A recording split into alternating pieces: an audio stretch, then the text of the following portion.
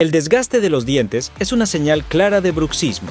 Esta condición no solo afecta a los dientes naturales, sino que también puede fracturar restauraciones cerámicas debido a la presión excesiva del músculo macetero. Por eso, antes de hacer un diseño de sonrisa, es fundamental tratar el bruxismo con Botox, una técnica rápida y sin dolor que reduce la fuerza del macetero, para proteger los dientes y restauraciones. La aplicación es sencilla. Identificamos los puntos clave del músculo macetero y realizamos microinyecciones en ambos lados. En pocos días, la tensión disminuye, evitando las fracturas del diseño de sonrisa.